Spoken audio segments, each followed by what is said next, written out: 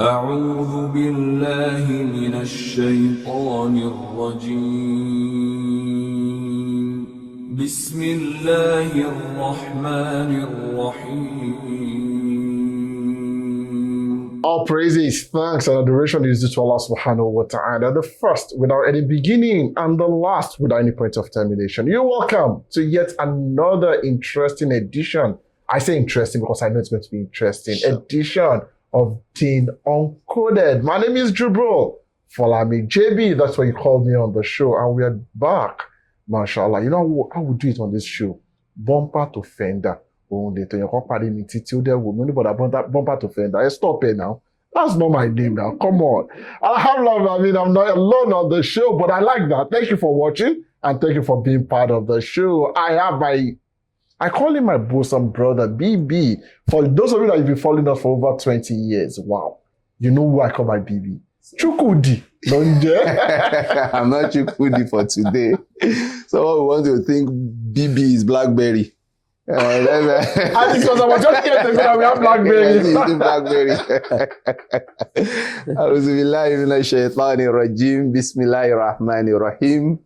اللهم طهر قلوبنا من النفاق وأعمالنا من الرياء وألسنتنا من الكذب وأعيننا من الخيانة إنك تعلم خائنة الأعين وما تخفي الصدور. Abu Hanifa is the name. Qasim Fumilayo for those that know that. Bogzi Mama. Kedu Qadi. Abi? But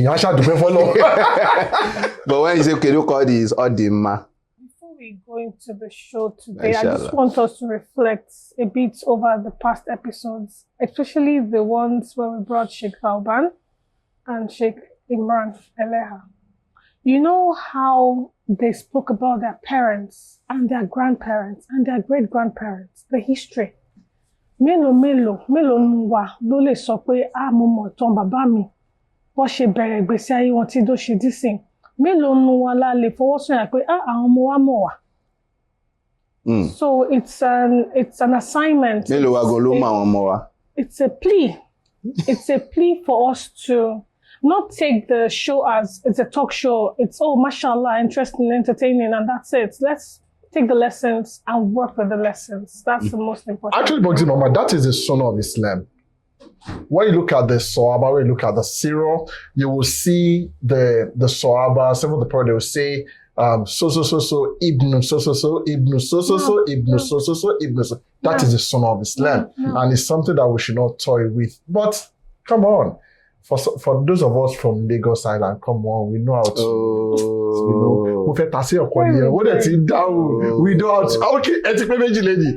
Okay. There is a time we would have to treat a topic of Asobiya on this show. This is all about Asobiya. If the Prophet Sheikh will no, wait. If the Prophet or Sheikh Dr. Sharaf Badebo. Yorùbá level, irọ́ lásán. Irọ́ lásán. Ibi mo jọ mi kókò ṣe irọ́ lásán. What we want to discuss today, maybe we would eventually get there. We can't get there. Because it's where we go, we must stay there. We must stay there. Today, it's about the family. Mashallah. Bogzi Mama was talking about how people cannot trace their genealogy. Mashallah. There is no home anymore. When there is no home and you want to talk about your father, your mother, how they started, they are not together gone. You see parents now renting brothers renting parents, and wives renting parents for their weddings because their parents did not agree as at that day of the event. And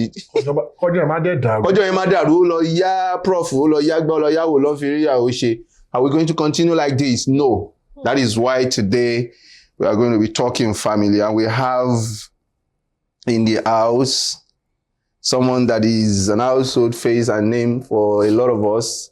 I'm talking of Fadilatu Sheik Daud Adelakun Adelakun Hafizahullah. He is the Chief Imam of Omitoro Central Mosque in Ikorodu, and of course, he is the Chief Missioner, Association of Muslim Professionals, and of course, is the Executive Director and Chairman of Hablucod Charity Foundation that is in charge of family affairs. Hayakumullah Sheikh. Assalamu alaikum wa rahmatullahi wa barakatuh. Alaikum salam wa rahmatullahi wa barakatuh. Thank you so much. Alhamdulillah. We thank Allah subhanahu wa ta'ala. We glorify him, we adore him, we appreciate him. We celebrate his name. We just know that we have no option than to thank him all the time. Alhamdulillah. Because we didn't come to this world on our own volition. He created us and he does what he likes with us.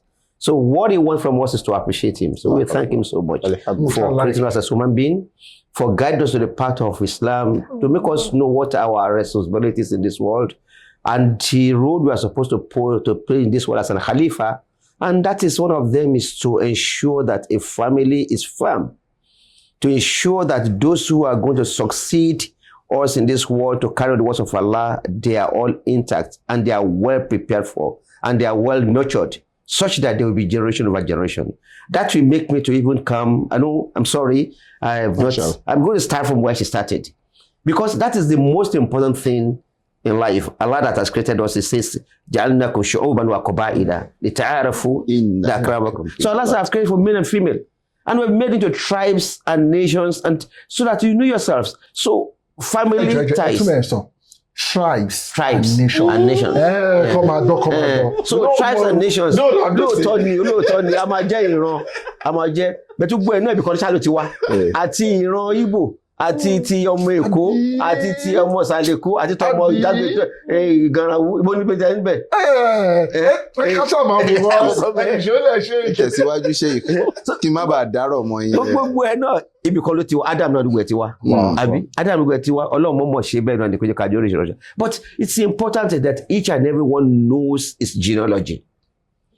In the Jamia, we study what of the knowledge of genealogy, to know your roots. And Abu Bakr Sadiq is one of the best in genealogy, who knows the history. And Rasulullah Muhammad said, if we talk to him about 40 generations of Muhammad 40 generations, father side and mother side. And that is why in Islam, when we talk about marriage too, that is why in Islam that a woman keeps her family name. The reason for keeping her family name is that she does not lose touch of her own genealogy, and the children that come from her too should be able to know this is where my mother comes from. Let's get the example very clear. This is where my father comes from. Yes. You have a daughter. Yes. The daughter should not bear your parents' name. They should bear your own name. Is that the meaning? My daughter bears my name. My daughter bears my name. I bear my parents' name. Usually my children should bear my own name. But because in culture they use, here we use the compound name. Okay. So the child bears his compound name, and the compound will tell where does it come from. Okay. And the wife too bears our own parents' compound name. That's it. Yes. So you do not have to change your name because you are now married. Because as a woman that you're married now, change your no, you don't have to. And that's one of the problems we face in marriage of young people today. Some people fight with this. That has caused a lot of divorce because she does not bear my name. Yes. That's why Amina Adams remains Amina Adams. That's why I don't know. So Amina Adams. Amina Adams is married now. Abi? Because we don't say that secondary school. No, but she so but what we say like in Islam now, like in Islam now. Abi? Like Khadija. Khadija bint Khuwailid. Nobody ever said Khadija bint Muhammad. Aisha bint Abu Bakr. Aisha bint Abu Bakr. Abi Hafsa bint Umar. So there must be a reason why it's difficult for people to follow through this, because it is very clear. Allah said, call them by their father's name. Why is it difficult for us to adjust? So we can't rule out the culture. Even in culture, let us face reality. Yes. Even in culture, Yoruba culture don't use husband's name. Look at it very well. It is the Western ideology or whatever that brought that one. In Yoruba,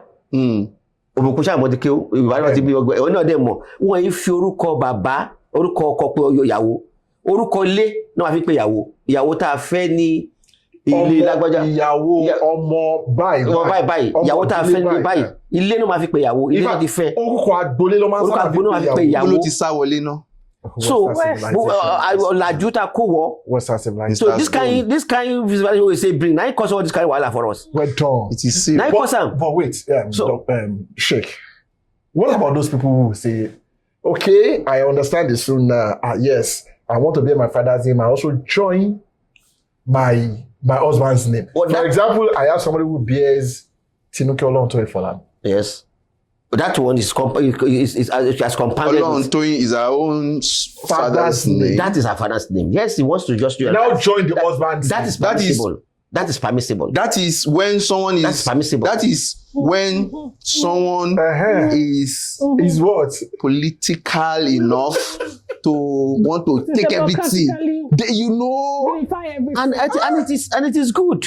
Yeah, understand of every village wọlé. Wọ́n tún múlẹ̀ Fọlá church. Wọ́n wá jókòó dáadáa. It's a personal experience, actually. And anytime with that lady, you know when she got married, she promised the father that daddy mo ní change orúkọ yín sẹ́.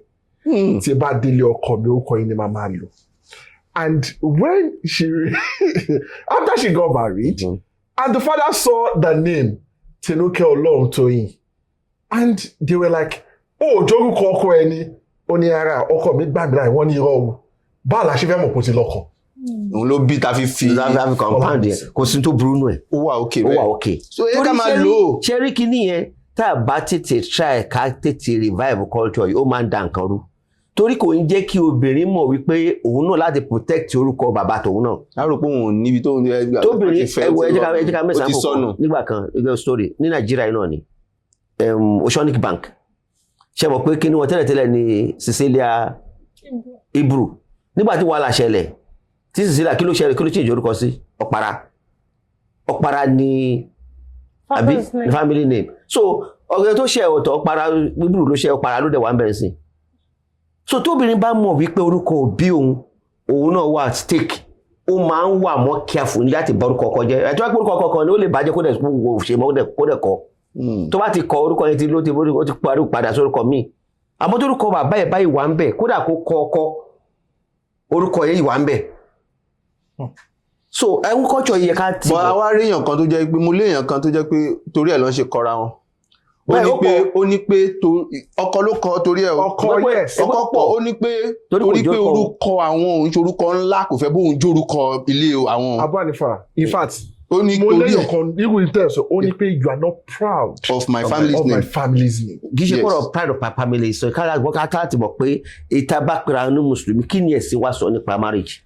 Torí marriage ìjọsìn ló gbé wá. Ó ká gbọ́dọ̀ ní àṣà àti tiwọn tẹ́ bá ti pera ní mùsùlùmí o tọ́lọ́wọ́ bá sọ rẹ̀ tí súnà sọ tá a dẹ̀ rí àwọn àpẹẹrẹ tó pọ̀ pé this is what Allah has said and this is the way it is done in Islam. So if you want to compound it is permissible. It comes under mubah.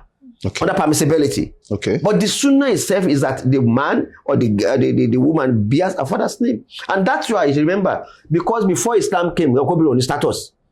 Oh, recognize obìnrin. Ó máa ń pa obìnrin. Ó máa ń jẹ obìnrin mógún. Mo yes let there become. Ó máa ń jẹ wọ́n mógún tẹ́lẹ̀ ní Islam ló dé lọ́pọ̀ liberation. Ara liberation yẹn òun náà ni pé ọ̀pọ̀lọpọ̀ ẹlòmíì tó jẹ́ púpọ̀ bí o máa bí mọ́jọ́ àbúkọ̀ fẹ́ ọjọ́ kúta obìnrin mo ń bí orí ọ̀ká obìnrin kọ́ mọ́ tó ló ń wá ọkùnrin akọ̀dọ̀ máa bí mi tó ní tọ́kalẹ̀. So tó wá torí pé tó bá gbọ́ pé ọmọbìnrin mi orúkọ mi máa jẹ́ lọ oníṣẹ́ wàhálà ẹnìkan ọ̀rẹ́dùn one particular man máa yẹn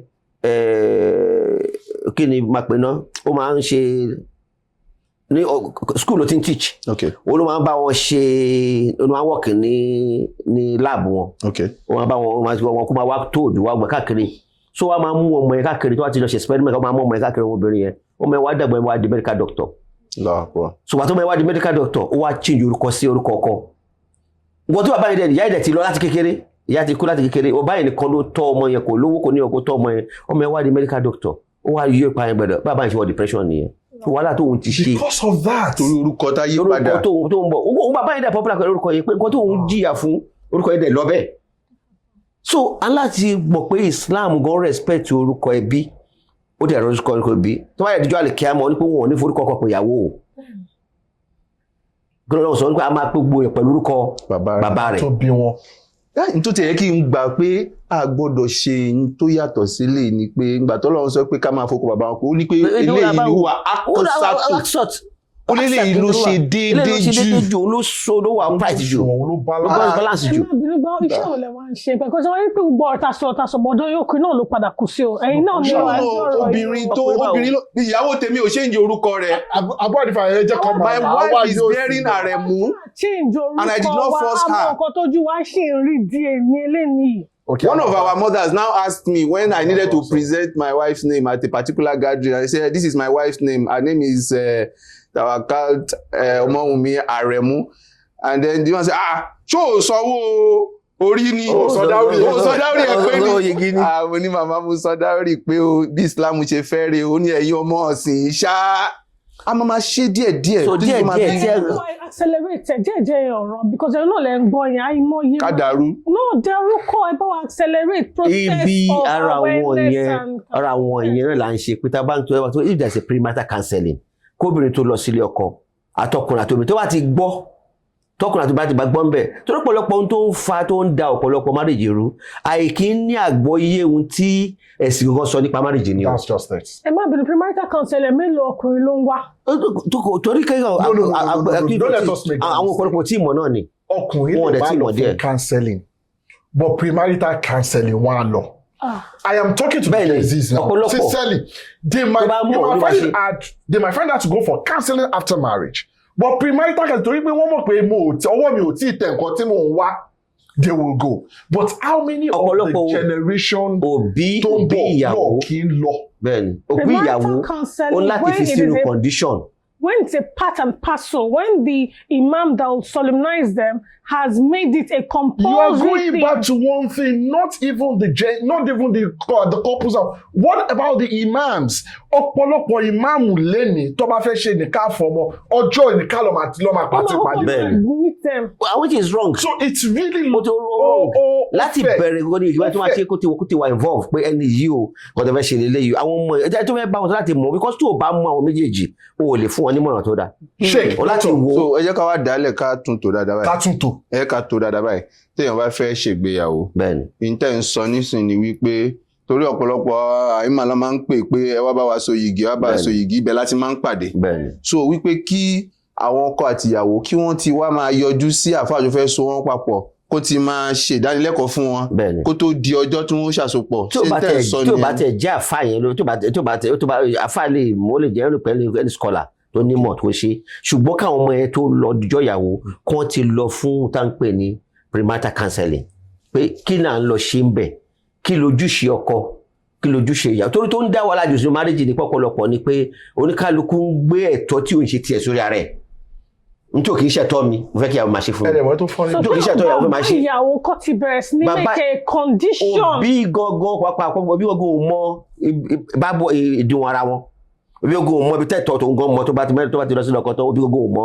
bẹ́ẹ̀ni àga àwọn òbí ìyàwó so ọ̀pọ̀lọpọ̀ ẹ̀ ó wá ń da nǹkan oníkan ló ń fa tó ń da marriage rújù tó bá jẹ́ wípé wọ́n ti ṣe ìdánilẹ́kọ̀ọ́ kí wọ́n tó wọ bẹ̀ ẹ tó fẹ́ bá wọn sọ tó bá jẹ́ tó nímọ̀ ni tó dẹ̀ lóye kì í ṣe gbogbo àfáà ló lè ṣe kì í ṣe gbogbo àfáà ló ráyè ẹ̀ tó ló nídìí kí ẹ̀ ráyè ó dẹ̀ ní kí ẹ̀ ráyè kó lè ṣàròyé ó dẹ̀ ní láti gbọ́ sí wọn lọ kó gbọ́ngàn tó ń sọ kó mọ ilé à sọ̀rọ̀ kó sọ̀rọ̀ gbèsè ayé ẹ̀ báwo ló ṣe ń bàbọ̀ ilé ìwé wo lọ iṣẹ́ wo ló ń ṣe báwo ló ṣe kékeré ta ló tọ́ ẹ ibo ló gbé gbogbo àwọn kan bẹ́ẹ̀ yẹn ẹnìyàn máa ti mọ nǹkan tẹ́lẹ̀ yìí ti ní àti mọ orí ẹ̀ tó jẹ́ obìnrin náà sọ ti tiẹ̀ náà ìbẹ̀rẹ̀ tí wọ́n kọ́kọ́ rí pé àwọn kì í kò lè ṣiṣẹ́ o experience exposure short kò lè ṣiṣẹ́ o JB as I speak to you just last Friday a lady was in my office a marriage that I knew that it was last Ramadan I couldn't attend the nikah because I was on Umrah. The marriage is gone. Last Ramadan and the marriage. This is just now, and the marriage is gone. Last Ramadan and now the marriage is gone. And do you know what stopped me? She said, "Mo block Wiri." She blocked her husband. Her husband, yes, that's the language she used. Mo block Wiri Danu. Barely a year, and she's having a child. You know, so and then she said, "Mo block Wiri." Mo ní abolu she ma block ọkọ ẹ. Torí pé any misunderstanding Only he's been trying to reach me through several numbers. Gbogbo number ẹ̀ mò ń block bí ọ̀ráyé òṣì. So I said, Sheikh, wàhálà wà o. Bọ́rọ̀ ṣe rí gbogbo lẹ́sọ̀ yẹn. Bó ṣe rate tí ìkọra ẹni feel divorce. The thing wey dey now. People wey dey divorce now. They pass people wey dey marry o. People wey dey divorce dem pass people wey dey marry. They don't divorce. The case wey they talk about divorce pass say I wan marry. People no even wan marry again now. They fear marriage. Because most of the time, if we see 80% of my tension like I was talking last Ramadan up to now, I've seen about 80% of some of the marriage conducted last Ramadan are now scattered. What are the causes? We need to talk about the causes. So these are some of the things we need to look into. We need to talk about the causes. So why is it prevalent? Why is it prevalent? One. Why? Okay. Because we need to talk about this. It's not about 1 year. Mm-hmm. I've mentioned the case of 1 month on this show. Mm-hmm. I've made reference to the cases of 2 weeks on this show. The cases of where they want to go. They marry ọjọ́ tí kan marry. Mo ti ní mo gbàgbé ọjọ́ tán marry gangan. Sheikh, ọjọ́ tí wọ́n marry. Nígbà tí ìyàwó délé alẹ́ àárọ̀ ọjọ́ kejì ó sá lọ díẹ̀ nígbà yín sọ̀rọ̀ yín àríyàwó. Ẹ̀kọ́ jìnnà. Ìyàwó délé láti dance floor ló ti gbọ́ fẹ́. From the dance floor, ló ti disappear to thin. So what is the issue? So let's talk about them. We are Muslims. Yes. And nikah so ordinary wedding. Bẹ́ẹ̀ni. We're talking about nikah. Kí ló ń ṣẹlẹ̀? Àkọ́kọ́ Yorùbá ní amúkùn ẹ̀wọ̀ ẹ̀wọ̀. Olókèlè ẹ̀wọ̀ sálẹ̀. Things don't go wrong. Because one, bá a ṣe ń choose ìyàwó gan fún rẹ̀. Àti pé kí ló ń jẹ́ ìyàwó gan fún rẹ̀? Ọ̀pọ̀lọpọ̀ wọn ò mọ̀ pé ọ̀rọ̀ ìyàwó kan fẹ́ iná ọ̀rọ̀ ẹ̀sìn ni. Bó tilẹ̀ jẹ́ wípé Islam ò ní pé ẹni báyìí kò fẹ́. Islam tú wa sílẹ̀ tí kò fẹ́. Ọ̀rọ̀ ẹ̀sìn ni pé báyìí ṣe fẹ́ ìyàwó ti fi òfin sílẹ̀ lẹ́fẹ́ fẹ́ náà. Ètò bá dẹ̀ ti ń jẹ́ ọ̀rọ̀ ẹ̀sìn, ó ti ní nǹkan tá à ń pè ní ìfaradà nínú. Ìpè ìjọ gbogbo nǹkan tó fẹ́ kọ́ ló máa rí bẹ́ẹ̀ o. Ọ̀pọ̀lọpọ̀ tó máa rí bẹ́ẹ̀ kò ní tẹ́ ẹ lọ́rùn. Àmọ́ torí pé ó fẹ́ torí tọ́lọ́run ṣe wàá faradà. Ọ̀pọ̀lọpọ̀ ò mọ̀ láti bẹ̀rẹ̀ pé marriage you only sacrifice. During counseling session, ask somebody, you love him. What do you mean by love? Why do you want to marry? I love him now. Ẹ gbọ́dọ̀ orúkọ tí fẹ́ ń jẹ́. Kí ló ń jẹ́ ìfẹ́? Kí ló ń jẹ́ fẹ́? It's caring. It's always having you in mind, supporting. Kí ni kọ́ ló máa rò? Ìyàwó ni ó nífẹ̀ẹ́ mi. Ìfẹ́ ni kó tó pè ní ìfẹ́ ni sacrifice. Ìfaradà ló ń jẹ́ ní sùúrù. Jẹ́ kí n ṣe bí mo sọ̀rọ̀ tèmi. Ìfaradà ló ń jẹ́ sacrifice. Torí pé kí ni tá a bá wo náà nígbà tá a ṣe economics àbí bẹ́ẹ̀ kọ́ a máa ní what you call a máa ní scale of preference àbí bẹ́ẹ̀ kọ́ a máa wá ní choice yẹn kí ni opportunity àbí bẹ́ẹ̀ kọ́ ni alternative for gone on the choice yẹn. So kí ni yẹn sacrifice those one for this one. O sacrifice gbogbo obìnrin tó kù ẹni fẹ́ mú ni ọkùnrin tó kù kí ni mo fẹ́ fara da ìnira ẹ̀ ló fi jẹ́ pé kí ẹ̀ tó fẹ́ má ìyàwó ohun tó fa pọ̀pọ̀lọpọ̀ jù ni pé ibi tóbìnrin dá sí nìkan la máa ń wò jọ́kùnrin dá nìkan la máa ń wò ibo ló kù sí ibi tó kù sí yẹn ló ń fa wàhálà ibi tó kù sí yẹn la kọ́ wò ibo kí ni weakness ẹni yìí ṣé ìbínú ni ṣé ìjáde ni ṣé kí n gbọ́rọ̀ àìlètẹ́ríba fọ́kọ àbíyàwó ni àbí àìgbòlùbọ́rí sí ìyàwó lẹ́nu ni ṣáà lè farabalẹ̀ ni kí ló lè fa kí ni problem ibi tí mo kù sí rèé o. Sheikh, are you talking that Mawada tọ́lọ́wọ́n ọba sọ? Is it about sacrifice that I am loving you because I know I'm going to sacrifice everything? Nǹkan tó ń pè nífẹ̀ẹ́ náà nìyẹn. Mawada yẹn ìfẹ́ yẹn gan-an ni pé mo sacrifice pé máa farada ìnira ẹ̀. All your excesses máa gbà. Máa farada ìnira ẹ̀. Yẹn ló jẹ́ pé màrúf pé Mawada tá à ń sọ pé ká ṣe dáadáa sóbìnrin ni pé ìnira tó bá gbé wá tí ò bá ti tako tọ́lọ́wọ́ bá sọ máa farada ṣé ó máa ń bínú ni ṣé kò mọ́jẹ́ sè ni ṣé ó dọ̀tí ni ṣé ó máa ń pẹ́ wọlé ni ṣé ó máa ṣe kí tí ò bá ti tako tí Ọlọ́run sọ pé mi ò fẹ́ o bóyá violence ní ká máa lura wa ni o bóyá kò ṣe ojúṣe gẹ́gẹ́ bí ọkọ ni o bí obìnrin náà ni kò tẹ́ ọ tó àti sáwọn yẹn gbogbo àwọn tó kù láti farada ìfaradà yẹn tí ò sí pé mo ṣáàfẹ́ kórì mo ṣe fẹ́ kórì mo ṣe fẹ́ nìyẹn mo ti ní design irú ìyàwó tí mo fẹ́ ọkọ tí mo fẹ́ ó dẹ̀ ti ní picture ẹ̀ ó dẹ̀ ti design bó ṣe fẹ́ gbèsè ayé ẹ̀ ẹni yìí dẹ̀ ní ṣẹ́jọ́ plan gbèsè ayé ṣẹ́jọ́ discuss gbèsè ayé tẹ́fẹ́ ṣe yẹn ibi tí councillor ti máa wọlé nìyẹn àbí Marital ti máa wọlé nìyẹn tó wá pé kí ni irú ìgbésí ayé wo ni wọ́n fẹ́ rọ́kọ wo ló fẹ́ náà ẹ lè fún yàn pé àwọn ìyàwó àti bàbá ò ṣe counseling. àwọn bàbá wo àti ìyàwó ṣe counseling torí pé kí ni. but ìgbéyàwó wọn last. ní o last torí pé wọ́n ní ẹni tó bá wọn mójútó. kí ni counseling. bàbá wa ẹ sọ pé wọn ò ṣe counseling kí ni counseling. wọ́n ṣe jù bẹ́ẹ̀ lọ. ṣe rí kẹ́kẹ́ tó sọ pé wọ́n tẹ̀lé má gbé wọn bá wọn sọ̀rọ̀ pé kíní kan bẹ́ẹ̀ tí wọ́n ti kọ́ ẹ̀kọ́ ìyàwó bíi tíyàwó ń ṣe wọ́n ti kọ́ nulé wọ́n dẹ̀ ti wà ní kọ́ tó ṣe ìyàwó àwọn òbí ọ̀pọ̀lọpọ̀ nígbà yẹn tí èèyàn bá fẹ́ ìyàwó ilé ọkọ ilé agboolé náà máa gbé ìyá ìyàwó bàbá ìyàwó ló máa ṣe òbí wọ́n á ní pé ìwọ ọkọ orí bẹ́ẹ̀dì ni ẹ o wọ́n sọ fún ìyàwó pé àbí ọkọ ò tí taṣẹ pa o ọkọ orí bẹ́ẹ̀dì ni ẹ tí ẹ kúkú bá ìyàwó ẹ̀sùn kó fún lóyún àmọ́ kà ń pàṣẹ ò tí taṣẹ pa gbọ́dọ̀ wá pé gbogbo ogójì ọdún 40 years wọ́n wá ṣe ìyá ọkọ fáwọn náà pé wọ́n náà ti gbọ́n tó ti bímọ 3 4 5 òun náà ti wá ṣe àwọn lè rí ara wọn mọ́ nítorí pé wọ́n ní àwọn tó bá wọn mójútó nígbà tóbìnrin lóyún torí pàtó máa ń fa problem marriage ọ̀pọ̀lọpọ̀ tó máa ń fa divorce tẹ́ bá wò problem tí wọ́n ní first year òun náà ló máa ní lọ problem tó bá ti ń complete first year òun náà máa ní lọ tó bá ti wá mọ̀ because nítorí títí ẹni yẹn ó dẹ̀ lè yí ẹnìkan padà problem wọn ni pé mo fẹ́ yí ẹ padà pé ìyàwó mo ṣe àfikún ṣe báyìí ó lè yí ẹnìkan padà ìwọ ló máa yí rẹ padà yíra ìpadà ló máa jẹ́ kó yí padà àmọ́ pé mo fẹ́ kó ṣe báyìí fẹ́ kó ṣe báyìí fẹ́ kó ṣe tó bá ti ń pariwo jù fún kò ní gbọ́ ó máa le sí ni so àfi kí ìwọ gan yí rẹ pa pé mo á yíra mi padà o láti pé kí ni problem ọmọ yìí báwo mo ṣe fẹ́ wá ń dulẹ̀ tó o bá yí padà òun náà wá yí padà fún rẹ. ẹ má bí máa ń padà díẹ̀ ẹ sọ pé we focus on the positive sides and ignore the negative sides. Yes. The weaknesses that we should Yes.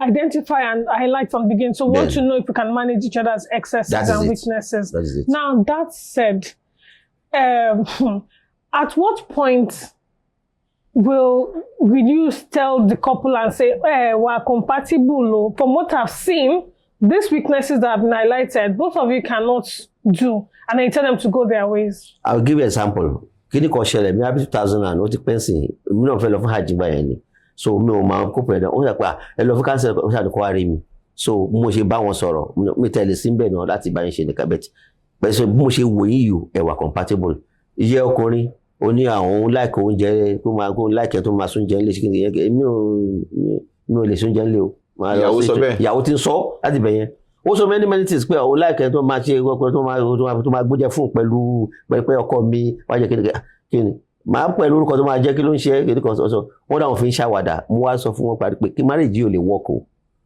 torí expectation tẹ́ yàtọ̀ tẹ́lẹ̀ yìí o bó ṣe ṣe ló sọ yìí o these people they were very rich wọ́n dẹ̀ ti kọ́ tara wọn fún 8 years 8 years nísìrò because of 8 years ni wọ́n ti kọ́ tara wọn wọ́n dẹ̀ bèèrè pé àwọn ọkọ̀ compatible wọ́n dẹ̀ ṣe báyẹ̀ 8 years lọ́kọ̀ tara wọn so courtship yàtọ̀ sí marriage o 8 years lọ́ fi tọ́ra wọn lẹ́mí lọ́ fi tọ́ra wọn tọ́ra wọn ṣe kí ni ti yẹra wọn jàǹgbé wọ́n lọ sí South Africa lọ fún honeymoon ibẹ̀ náà ti padà wálé.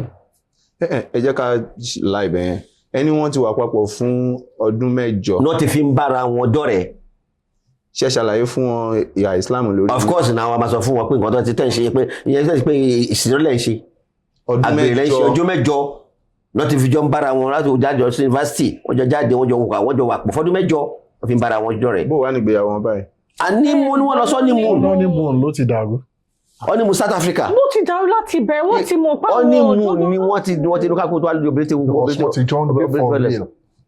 But ẹ jẹ́ ká wò I want to. The mindset of I will change her. tó bá tó máa change kò dẹ̀ kí tó bẹ̀rẹ̀ dẹ̀ ní. false mindset. So tó bá ti mọ̀ pé kẹ́ndẹ́sẹ̀sẹ̀ ni mi ní lè farada at that point ṣé o lè farada kí ni máa change mi ò lè change o tí yẹn bá ti ń sọ fẹ́ kí bóun nǹkan tó máa ṣe léyìí kò sí point kẹ́ continue ẹni tó bá sọ pé èwo níjọ́ mi o ìmọ̀ràn mi ni pé ẹ má jẹ́ kó continue marriage. Sheikh, a máa ń sọ fún bígbà mi bẹ́ẹ̀ ẹ má jẹ́ kó continue and pé wọ́n ti pẹ́ gan wọ́n ti tie view now. Let's take it to this matter tó ṣe pé ó ti dá wa lálẹ́ because I've heard counselors saying a lot of things about this. Compatibility and complementing. They always say that couples are not supposed to be compatible. They're supposed to be complementing one another. Now, let me tell you what you mean by compatibility and complementing. Actually, marriage nínú ẹ̀sìn ìdí mẹ́ta la fi marry. Àkọ́kọ́ náà ni pé ká má bàa ṣàgbèrè. That is the sole reason in Islam. The major reason in Islam for kó má bàa ṣàgbèrè pé ọkùnrin tàbí bá ti pé a fẹ́ súnmọ́ obìnrin náà fẹ́ súnmọ́ ọkùnrin kẹ́ má bàa ṣe bí ẹranko tẹ́kọ̀ máa kíra mọ́lẹ̀ that's one of the things kó máa ṣe sí náà ìyẹn ló fi jẹ́ ìbádà nìyẹn pé tó bá ti ń bára yín ṣe má gbẹ̀san. Ẹ̀kejì náà ni companionship tọ́rọ́ lòun ò dá ẹnìkan láyé kó lè dálé ayé gbé èèyàn máa ní ìdí ẹnìkan tó máa wà lẹ́gbẹ̀ẹ́ tọ́jọ́ máa fọ̀rọ̀ lọ́ra wọn tọ́jọ́ máa bára wọn dámọ̀ràn tọ́jọ́ máa múra wọn dùn compatibility companionship nìyẹn. Ẹ̀kẹta náà ni procreation ọmọ procreation ẹ̀dẹ̀ nínà ọlọ́run ló ń ṣe yẹn àbí yahabul mayashau inatha wa yahabul mayashau wọn nẹ́fà tó bá wùn fún yàn lóbìnrin báwọn wá fún lọ́kùnrin so ìyẹn kò sí lọ́wọ́ èèyàn bó tilẹ̀ jẹ́ pà láti ṣe àwọn test yẹn kẹ́ tó wọlé àwọn test tó kì í ṣe ó ń dá wàhálà sí yẹn ló wà nǹkan tó ń dá wàhálà sílẹ̀. So we are not talking about compatibility and complementary with this thing láti complement ká complement ara wọn gbọ́n ni major purpose but láti lè complement ẹ̀ láti compatible. Ideology kan tí mò ń rò pẹ̀lú kan tó ń rò wọn láti bára wọn mu bí mo ṣe ń ronú bí gbígbà tó ṣe mi rò bí wọ́n ṣe ń rolé wọn láti bára wọn mu tí wọ́n ti bára wọn wà compatible nìyẹn. Compatibility láti wá wò pé kí ni ẹni yìí ń bá bọ̀ a ti sọ̀rọ̀ nípa marrying up and marrying down kí èèyàn marry up àbí kó marry down ìyẹn ni pé kí obìnrin kó fẹ́ àbí kí ọkùnrin kó fẹ́ obìnrin tó jù lọ ó marry up nìyẹn àbí kó obìnrin fẹ́ ọkùnrin tó jù kó tó kéré sí ó marry down nìyẹn pé status pé age ni o status ni exposure ni o tó pa ẹni yìí ó jù lọ gan ó dẹ̀ lọ fẹ́ so obìnrin tó lọ fẹ́ nǹkan bẹ́ẹ̀ yẹn kí ni ìdí ó máa nídìí bí ẹni ẹ máa jẹ́ pé tó máa ràn lọ́wọ́ ni o tó máa ṣe ìwọ tó dẹ̀dẹ̀ gbogbo ẹ náà ni mo náà fẹ́ nǹkan tó ń fún mi ẹ mo láìkẹ́ so ìyẹn wà ń bẹ̀ la fi sọ̀rọ̀ nípa a máa sọ̀rọ̀ nípa convenient marriage pẹ̀lú mi à marry pé convenience ni pé gbogbo àwọn kéṣe máa dáná fún ẹ máa ṣe lé mi ò lè dáná o màmá gbélé mi ni o convenience ni wọ́n lè gbà bẹ́ẹ̀ convenience marriage ó wà ń bẹ̀ ní ká kí ló ti máa ń pè tẹ̀síìr àbí kí ló máa ń pè ní ká UNCR so ó náà lè wà bẹ́ẹ̀ so compatibility ó ṣe pàtàkì kí ó tó di pé complement tá a bá compatible lè complement ara wa kì í ṣe pé bóyá status ṣe báwo olówó wọn bàbá wa máa lówó ẹ̀pọ̀ tá a lè fẹ́ wọ́n lè fẹ́ ọmọ kékeré wọ́n lè fẹ́ ọmọ tó jẹ́ kó jẹ́ pé tí ò kàwé tí ò kì wọ́n á dẹ̀ máa gbádùn nǹkan tó wọ́n fẹ́ nìyẹn wọ́n fẹ́ obìnrin tó máa ṣe bíi tó máa gbọ́dọ̀ sọ tó máa lè control submissive ló máa ṣe but nígbà tí let us talk of issue issue kan prof méjì kan wọ́n fẹ́ra prof yẹn ti fẹ́ yàwó ti fẹ́ náà prof méjì náà ti fẹ́ prof méjì wọ́n dẹ̀ ti kọ́ra wọn prof ni wọ́n ti kọ́ra prof ni ọkọ prof ni ìyàwó náà ọkọ fẹ́ prof kan tẹ́lẹ̀ wọ́n ti fẹ́ra wọ́n ti kọ́ra wọn wọ́n tún fẹ́ kejì náà prof tún nìyẹn prof ni wọ́n ti kọ́ra wọn wọ́n jọ wà ní so wọ́n wá ní pé ìyàwó òdùn lélẹ̀ wọn wá ní pé wọ́n ní kó wá rí mọ́ wá rí pé pẹ̀lú kí ni ò lè wọ́ọ̀kì ẹni tó ń fẹ́ yìí kí ló ní tí ò ní kóbìnrin tó lè submit fún ọkùnrin láti ní upper hand tó bá kò dandan ni ọlọ́pàá àrìjálù qawwamuna bima faddala ba'dhum 'ala ba'd wa bima anfaqu so what are you going to investment tí yẹn máa ní tó máa jọ lójú. tó bá wà submissive lóbìnrin kan tó gbọ́ súnà ẹ̀yẹ Ànábì ìsọ̀sẹ́lẹ̀ mo fẹ́ Khadija ó ní ó submit because Khadija ti rí àwọn qualities tánàbí ní. Trustworthiness, integrity, loyalty. Qualities yẹn tó rí. I now say the prof doesn't have what others can be submissive to. Who? No, I'm talking about the fellow prof. Yes, fellow prof ẹgbẹ́. Okay, kí ló fẹ́ àwọn fọ́bìnrin tó ọkùnrin obìnrin kó máa kí wọn láàárọ̀ tó ń bá jí ṣàlàfíà ni kó wá gbóúnjẹ síwájú kó wá jẹ wá kàn gbóúnjẹ kó lọ jẹun àbẹ̀kẹ́ ní kó máa báwọn sọ̀rọ̀ bí ẹgbẹ́ náà ní ìtẹ́lẹ̀ kí ló lè ṣe kọ́ òkùnṣẹ́ ìmọ̀ ọ̀tẹ́fẹ́ ẹ jẹ́ ká lọ sí àlù ká lọ wá ọmọ secondary school kan tó ṣe jáde tó ti bímọ méjì tó wẹ̀ tó máa bá tọ́jú ọmọ yẹn ẹ̀fẹ́ pàtó bàbá yẹn gbádùn bí ìrànú ṣúgà ń sìn náà dùn pé because ẹni tó lè submit fún ẹni kan tó wá òní yẹn ẹni tó ti ní nǹkan tí wọn náà ní àti forí àti dẹrẹ sílẹ̀ fún ẹ máa difficult àfi tó bá jẹ́ kóbìnrin yẹn wà tóbi kóbìnrin fún ẹ wà determine pé ó nífẹ̀ẹ́ ló fi jẹ́ kí marriage máa ń work tí obìnrin bá nífẹ̀ẹ́ ọkùnrin jọ́kùnrin bá nífẹ̀ẹ́ obìnrin lọ. ẹ bá ń tún sọ́sà. tóbìnrin bá nífẹ̀ẹ́ ọkùnrin ju bí ọkùnrin ṣe nífẹ̀ẹ́ obìnrin lọ marriage máa last. ẹ̀yọ́ ọkùnrin ló nífẹ̀ẹ́ obìnrin ju bó ṣe nífẹ̀ẹ́ lọ problem máa ṣẹlẹ̀. Tọ́ka àwọn obìnrin ti ń sọ. tí obìnrin bá nífẹ̀ẹ́ ọkùnrin ju obìnrin lọ ó máa fara dá gbogbo tó bá ń ṣe. ṣé n tẹ́ sọ ní pé ọkùnrin gbádùn.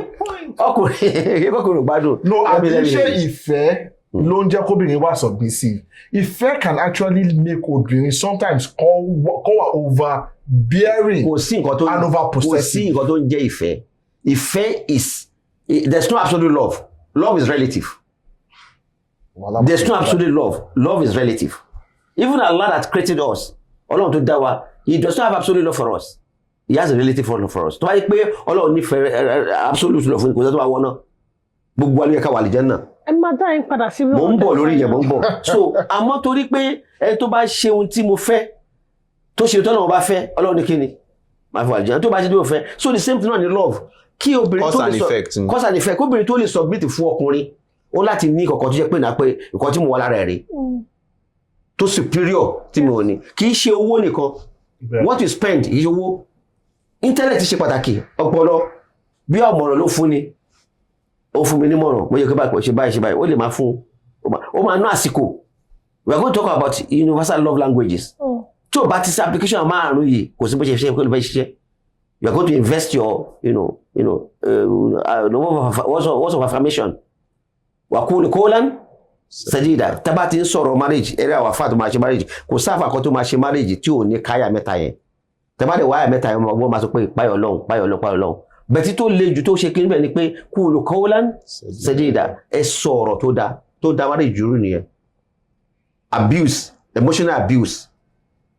Physical abuse. I'm holding on to something. So he has to learn 4 universal languages. I'm holding on to, but I want her to ask her. You want her to contest the assertion. These 4 languages are very important. You want to take it? Yes. No, I don't want him to rush you. So I want you to finish your line of argument. So line of disagreement, you mean? Sisters. That sisters who love, when you have sisters loving their husbands more, the marriage lasts.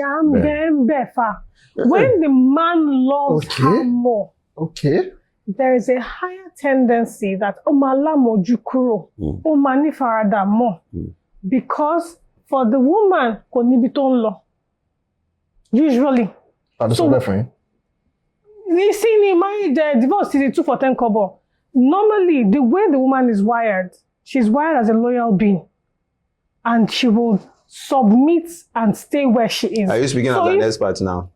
Calm down. So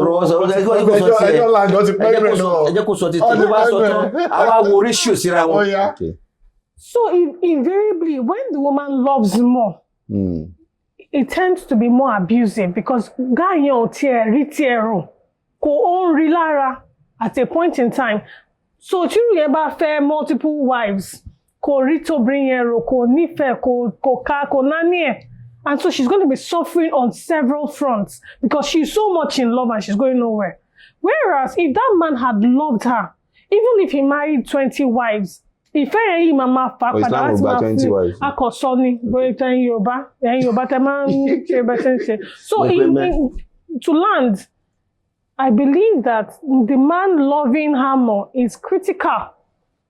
So that's a conversation that cannot end. No, from your experience. Yes. No, from your experience. Let's share this because I know so many women will share a perspective. But is this really the in thing? From your experience as a... That's what I'm saying, it's not the real thing. Because when a woman loves a man, to understand the problem, I always tell couple to marry. The first thing you do is to naked your husband, naked your wife. Naked him, who is this man? X-ray him. X-ray him. Who is this man? Kini koto fe? Kini bito kusi? Ọkùnrin gomarun náà ma sábà ṣe irú bá ti fa problem. Ó máa gbala ini sùúrù ṣe. Ó máa gbà ṣe bó fẹ́ tí ó bó nífẹ̀ẹ́ tó fi fẹ́ tẹ́lẹ̀. Continue, Sheikh. Ó dẹ̀ ní kan tó fi fẹ́. Okay. Tí ó bá nífẹ̀ẹ́ kò ní dẹnu kọ́. Kò dẹ̀ nígbà fún. Yí pé bóyá kó dédé pé kò bá dédé bá sùn. Ó kàn fún lóyún. Àbíyàwó Sàrà. Tó pé lóòótọ́ ni ó court ó sọ pé mo fẹ́ nìyí o. Ó dẹ̀ ṣe wàhálà lórí ẹ̀. Ó dẹ̀ rí fẹ́. Ìfẹ́ kan wà ńbẹ̀ tẹ́lẹ̀. Kì í ṣe pé bóyá kàn dédé rí by accident. Tó pé ó rí fẹ́. Ó ní nǹkan tó lára ẹ̀. Nǹkan tó lára ẹ̀ ni pé tó lára ẹ̀ pé nígbà tó yẹ pé àtọ́ fún ẹ tó bá ti sọ àbùkù tó wà ńbẹ̀. Tó ká àbùkù tó wà ńbẹ̀ lè. Tóbìnrin yẹn bá ti lè gba àbùkù tọkùnrin yẹn ní. Tó bá ti lè gbà mọ́ra láti bẹ̀rẹ̀. Ó máa tolerate. Ọkùnrin yẹn máa wá yí padà fún obìnrin yẹn. Àdéhùn ló máa padà. From ìrírí. Ìrírí. So obìnrin ló máa ṣiṣẹ́ tó pọ̀ jù láàrin láti ṣe. Ọkùnrin náà ní iṣẹ́ tó pọ̀ o. Bẹ́ẹ̀ obìnrin ló máa ní faradà fún ọkọ ẹ̀ láti lè so mo wá gbọ́ tí ìkan náà àwọn èèyàn sọ wípé ọ̀pọ̀lọpọ̀ ìgbéyàwó ta sọ pé ó ń pẹ́ nígbà lánàá wọ́n láwọn ìyá wa ń jìyà nínú ẹni kìí ṣe pé wọ́n ń faradà torí ọmọ òun ló ń pé wọ́n wá ń jìyà ń pé they didn't enjoy marriage wọ́n kọ̀ wà abandon síbẹ̀ torí ọmọ ń pé life wọn wà happy wípé so àwọn ò lè take gbogbo shit yẹn mọ́ that's the language. I can't sit in a marriage because of any child. I have my own life. That's the narrative, sir. That is bó ṣe sí èrò tí ó ronú nìyẹn. Woman feminism. Nǹkan tó gbé wá adéọ̀dẹ̀ tó gbé wá tí ọ̀làjú gbé wá òun nìyẹn. Islam go gbàláyè kóbìnrin máa jìyà. Bókùnrin máa ṣojú ṣe ẹ̀. Ló ṣe fóbìnrin láyè láti ṣe kólò. Ó dẹ̀ fọkùnrin láti ṣe tọ́lák. Torí pé kò gbàláyè kò gbọ́bìnrin láyè káti máa jìyà pé káfíà jẹ. No, ó níṣẹ́ tó yẹ kó ṣe. Ó ká kú ló níṣẹ́ títí ẹ̀. Ìyẹn ló sọ pé náà tó fi jẹ́ pé padà síbi ọ̀rọ̀ counseling yẹn náà nìyẹn. Tí counseling bá ti wà ní pé nǹkan tí ó ní kí n ṣe eré o. Most of the time bá ṣe counseling kò tẹ́ bá pé bàbá àtìyá, bàbá ìyàwó, bàbá ọkọ, àbí ìyá ìyàwó àti especially ìyá ìyàwó méjèèjì tẹ́ bá pè wọ́n jókòó, wọ́n máa sọ pé náà pé àwọn ògbélé rí, torí pọ̀lọpọ̀ mójúṣe ẹ̀ ni, wàláhì tó fa problem nìyẹn. Tó bá mọ̀ kí tó fẹ́ torí bọ̀ lélẹ̀, tó dẹ̀ mọ̀, tó dẹ̀ agree sí, tó dẹ̀ sign ẹ̀, torí pọ̀lọpọ̀ àwọn afáàn láti relearn ọgbọ́n ìṣe marriage. Akọ̀ ń ṣe mákìrì ní káàkiri ní pé ẹ̀yìn tí ó fẹ́ òbí náà fẹ́ máa sádà kíni kan ní ó ti tán. It is not so. Akidu means deed. Àbíkúndé akidu in Arabic. This deed agreement ni. What terms wọ́n fi fẹ́ mi? Terms wọ́n fi fẹ́ lélẹ̀ apart from sadaki ti wà ń bẹ̀ empowerment ní sadaki. Sadaki ó ṣe pé gbà fún 10,000, 50,000 is to empower the woman in case anything happens to you. Kóbìnrin lè ní kò tó lè fi ṣe. Wọn kò máa pọ̀ jù. Kó máa múnira wá fọkùnrin. Kó máa múnira fọkùnrin. That's what we ṣe lò defied nìyẹn. Kó bá múnira wá ó lè defy pé máa sọ báyìí lẹ́kọ̀ọ́kọ́ díẹ̀díẹ̀. So láti ṣe àwa máa sign nǹkan báyìí mo fẹ́ o, nǹkan báyìí mo fẹ́ o, nǹkan báyìí mo fẹ́ ẹ wá sign ẹ̀. Ìtọ́jú lọ́ọ́ ṣe ní marriage registry yẹn the Muslims are supposed to be doing it. Pé wàá sign pé terms of condition of marriage lélẹ̀. So tó wá bá ti sign títí ẹ̀ ó máa jẹ́ kó mójúṣe ó náà mójú ṣé ó gbàgbọ́jà tó ṣe kó sọ máa ṣe báyìí ó dẹ̀ gbà abúgbà. It is important to do that one. The intention of the marriage is to create love, to create affection, to create harmony, to create peace. So, and peaceful coexistence. That is the essence of marriage. So, how do you, maneuver it to achieve it? So, there are 5 universal love languages. Some say it's 6. The first one is words of affirmation. Words of affirmation. Affirmation. Speaking what is right. And that comes from the words of Allah subhanahu wa ta'ala in the Surah Al-Ahzab, Quran 33, 34. It says, Ya ayyuhalladhina amanu taqullaha wa qulu qawlan sadida. So any imam or any scholar, it's the sunnah of Rasulullah. When he wants to talk, and he wants to make a speech, he will always quote 3 ayats. Ya ayyuhalladhina amanu taqullaha ولا تموتن إلا وأنتم مسلمون. We say that one. And we say يا أيها الناس اتقوا ربكم الذي خلقكم من نفس واحدة وخلق منها زوجها وبث منهما رجالا كثيرا ونساء واتقوا الله لا تسألون به ولا حرمنا لك عليكم رقيبا. Because رقيبا is important. Allah is constantly watching over you. Your marriage, Allah is the watch that is going to score you in marriage. Because in marriage, the fact that even a man and a woman copulate, you don't have the same reward. The fact that I set my wife to copulate with me, or my wife copulate, I agree for I copulate, we're going to have different rewards. It's just like we have to do salat. When we come to salat, we all fast. Ìyàwó àtọkọ. Yes. Wọ́n bára wọn lájọṣepọ̀. Bẹ́ẹ̀ni. They have different rewards. Wọ́n have different rewards. Bẹ́ẹ̀ni. How do you mean? Bẹ́ẹ̀ni. It's like we want to do salat. Èmi àti yín àjọgbàwẹ̀. Àjọgbàwẹ̀ sí àjọjẹ sáré. Àjọṣe ìtabádé alẹ́ ìsinmi rẹ̀ lájọgbàgbà. We want to write examinations. We were taught by the same lecturer. In the same class, then we are giving examination. So are you saying ẹni tó bá make exercise ṣe global gbalada tó pọ̀ jù. So tó bá mọ̀ ṣe dáadáa tó dẹ̀ ṣe pẹ̀lú ìdùnnú tó bá yàwó ẹ̀sùn pẹ̀lú ìdùnnú pẹ̀lú ayọ̀ pé àmọ́ ń ṣiṣẹ́ ojúṣe mi fẹ́ ṣe mo dẹ̀ fẹ́ ṣiṣẹ́ mi dáadáa. Ó dẹ̀ satisfy ìyàwó yẹn pé èyí nǹkan ṣe náà tó bá satisfy ìyàwó tí ṣe Ànábì ní pé kò gbọ́dọ̀ àdísùúrù Ànábì ní o gbọ́dọ̀ fílà àfi kó ṣe kíni kó tọ́ omi ẹ̀ wò kó náà ṣe kíni kó tọ́ omi tiẹ̀ náà wò. Ànábì ló sọ bẹ́ẹ̀ bí kọ́. Sallallahu alaihi wasallam. Ìgbà tó bá taste your water, you taste our water tó yẹ pé kó náà data rẹ̀ sílẹ̀. Waqaddimu li anfusikum. Bọ̀kọ́dùbọ̀dà báyìí náà di fún sọ́dọ̀kọ̀. So foreplay nìyẹn pé ẹ ti nǹkan kan síwájú. O kò lè sọ pé dàpọ̀ ìyàwó mi ò yá o. I like the fact that you're saying something. So ẹni tó bá mẹ́rẹ́ ṣe jù. Ó ló máa tó bá ṣe tó mẹ́rẹ́ ṣe tó dẹ̀ ṣe pẹ̀lú ìfẹ́ tó ṣe pẹ̀lú ọ̀yàyà. Iye kó máa wá bí aláyọ̀ tó kàn fẹ́ máa ṣe kíní ló wá tó fẹ́ pẹ̀lú ìfẹ́. So àkọ́kọ́ ni pé words of affirmation, ọ̀rọ̀ tútù, ọ̀rọ̀ dáadáa, ọ̀rọ̀ ìdùnnú. Oh, I love you. Ó láti máa jáde. Calling yourself good names. Rasulullah Muhammad sallallahu alaihi wasallam called Aisha. Kí ló máa ń pè? Aisha kò tí gùn jù, but still we can Aish. Hafs is Hafs. Pé Ànábì tó jẹ́ bó ṣe busy tó, ó fún àwọn ìyàwó ẹ̀ ní Amnu. So gbogbo wọn ó fún wọn ní you know ó fún wọn ní tantalizing and kí la fẹ́ pé àwọn names were seductive. So there's nothing wrong in calling your woman Ifemi. Let's go Asali, Asal, Sakari, as my sugar, Asal, my honey. Sugar. So my sugar, my honey, whatever. So Hayati, my kolb, and kolb, my kolb.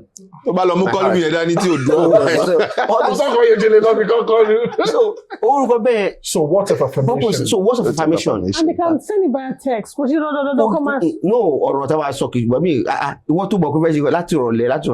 Mo ṣe wà lọ́fíìsì tó busy.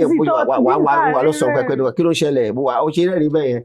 Mo rẹ́rìn bá wọ́n kí mo rẹ́rìn mo mọ̀ kó rẹ́rìn náà. Èmi mi ni mo kọ̀ ẹ́. You see, no máa rẹ́rìn. But there are some men. What affirmation? Let's look at it from this angle. Because I want us to take it at one stage to the other. Some men, some women, no. They are not expressive. Ben. How do they go about that? That is pé na pé tí o bá lè sọ pẹ̀lú ọwọ́ pẹ̀lú ẹnu kó sọ pẹ̀lú ìwà. Kó sọ pẹ̀lú owó. À ń bọ̀ lórí nǹkan bẹ́ẹ̀ náà kó sọ pẹ̀lú ìwà.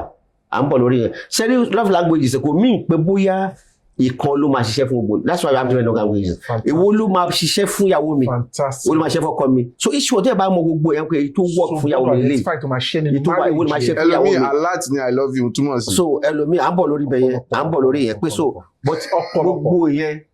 I love you yẹn kí la fẹ́ ṣe fẹ́ jẹ ni. So yẹ kọ́ ló wà. That one na for your pocket. So but she appreciation. Thank you. I'll take out your call me. Thank you. My wife, thank you. Thank you. Mo bọ́ ti fídíò kan tó ṣe ni wọ́n wá pàdé èèyàn kan wá ní ẹ pé ìyàwó yín lé kẹ́ sọ fún pé I love you. Ìyẹn ní ìlú ló fẹ́ kí ló fẹ́. Ẹ bá jẹ́ pé wàá gbé mi ṣé pé ní o. Lóòótọ́ ó ní ẹ pé. Àbúrí ẹ yí. Ṣẹ gbádùn. Wọ́n sọ́rí. Ìwà níwà olùfẹ́ máa wù. Àwọn fẹ́ fi mé gbókun bí kan. Àṣù fẹ́ fi mé gbókun fẹ́ fi gbókun àbí. So that is it. So it's a thing you call cool and steady that I love you, thank you, please, I'm sorry. Àwọn ọkọ ọ̀rọ̀ mẹ́rin kan wà tí ó gbọ́dọ̀ jálẹ̀nu ọkọ àti ìyàwó síra wọn. I'm sorry, mo gbà má bínú, mo sorry, má bínú. Ọkọ mi wà tó yẹ kó lè sọ má bínú, ìyàwó mi kò lè sọ má bínú. Ó lè change ìwà ọbẹ̀ kò lè sọ má bínú. Afẹ́wọ́gbọ́nà mi sọ. Agbọ́dọ̀ ó lè fi wà change ọbẹ̀ kò lè sọ má bínú. Ẹlòmí ó nira fúlà sọ pé I'm sorry. Ó lè gbẹ̀mí ẹ̀ lọ ni. Ẹ̀mí ẹ̀ lè bá lọ. I'm sorry. So ó ṣe pàtàkì láti máa lo What's the after all ká tó bẹ̀rẹ̀ náà ọ̀rọ̀ ṣáà la fi bẹ̀rẹ̀. Ẹbí tí bá mi nífẹ̀ẹ́ mo nífẹ̀ẹ́ bẹ́ẹ̀ fẹ́ náà ni. Ẹlòmí ò sọ̀rọ̀. Wọ́n kúrò. Ó kọ́ ọ̀dẹ́dẹ́ rí ni. Ẹlòmí ò sọ̀rọ̀. So ó ṣe pàtàkì. I'm sorry. I will make it up. Má bínú, máa make it up. Bó ti ẹ̀ mọ̀ pé o lè ní make it up nígbà mi. Bó wà tẹ̀lé máa make it. Wíwọ́n ní good intention ṣábẹ̀ máa make it up. Ọ̀rọ̀ tútù yẹn ṣe pàtàkì. Word of affirmation. Ọ̀pọ̀lọpọ̀ máa ń tó dáa kò sí communication. Ara ẹni communication kájọ máa bára wa sọ̀rọ̀. But it's on both sides. So both sides ni. So èyí tó work fún ẹ tó work fún mi aláti mọ common love languages. Ẹlẹ́kejì òun náà ni quality time. Àsìkò ṣe pàtàkì. Ìyẹn wọ́n gan o. Nínú marriage tí ò bá sí àsìkò. Sheik Abu Hanifa. No. Ilé wọn síbi iṣẹ́ 6 hours ni. Ó lè jẹ 10 hours. So sùúrù. Sọ̀rọ̀ àwọn Èkó. We are looking at. Ọmọ amóhùn lásán. We are looking at attention tẹ̀sọ̀ ẹ̀. Bẹ́ẹ̀ni. Okay, so láì jẹ́ kán personalize ẹ bá ṣàlàyé ẹ̀ sí. So àsìkò láti pé because n tó wà fún ni pé ọ̀pọ̀lọpọ̀ ohun tó ń fa marriage problem infidelity wà ńbẹ̀ bẹ́ẹ̀ni. Infidelity yìí emotional infidelity ló pọ̀ jù. Emotional infidelity kì í ṣe pé bí ọkùnrin bóbìnrin sùn nìkan náà pè ní infidelity. Tó jẹ́ pé tóbìnrin bá ní problem kàbọ̀ ọkùnrin pé ẹlòmíì torí tóbìnrin bá ní problem ọkùnrin ló máa pè. Ọkùnrin ọ̀rọ̀ ọkùnrin ṣiṣẹ́ fún obìnrin ọgbìnrin ẹgbẹ́ ẹ lọ. Ẹ̀rọ ọkùnrin lè ṣe ọkùnrin ẹgbẹ́ ẹ lọ tó bá di pé fẹ́ take a decision kan. So torí náà tó bá ti wá di pé ọkọ yẹn ò sí láti pé mo ní nǹkan bá ń wọ̀ mí ó ń dààmú mi o mo fẹ́ ṣe ẹ̀ mo fẹ́ sọ ẹni yẹn ò sí mbẹ̀ láti gbọ́ kò wà available mo busy owó rẹ̀. I have many cases wẹ́ pé ọkùnrin wọ́n lówó rẹpẹtẹ wọ́n kò máa fún ìyàwó olówó bẹ̀ tí wọ́n ní àsìkò yẹn ìyẹn ló fà tó fi wà ìfidẹ̀. Èwo ló pàtàkì jù ní àsìkò àtowó? Méjì náà ló pàtàkì bẹ́ẹ̀ owó tó bá tí owó nǹkan kan ló fẹ́ àsìkò ṣe pàtàkì wọn fún lásìkò náà láti gbà pé kó lè mọ bó ṣe ń ronú kó lè mọ nǹkan tó ń ṣe. We need to ask our audience, which one do you think it's really because I heard that we want people to comment. The two do not always work together. When you talk of quality time, and this is quality time. Quality deficit and time we work for quality deficit. What do I quality time náà ni pé kì í ṣe ojoojúmọ́. Quality time sí mi ni pé náà pé okay nísìn àlejò jáde okay jẹ́ ká tọ̀ kọ́ bí a ká take a leave.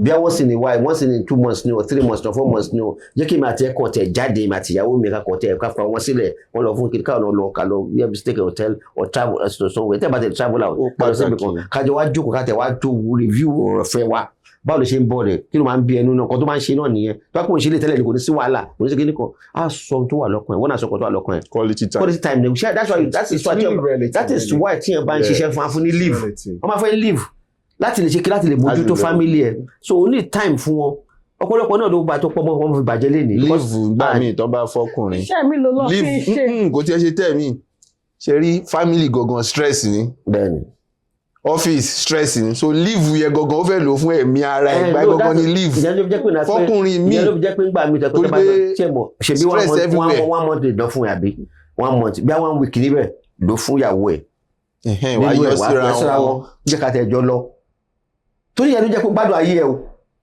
yẹn jẹ́ ipò dẹ̀ mójútó lọ́nà kò mójútó so quality time yẹn ó ṣe pàtàkì láti wà fúnra kó wà fún words of affirmation quality time ẹlẹ́kẹta ni acts of service ìrora ẹni lọ́wọ́ because companionship la pè.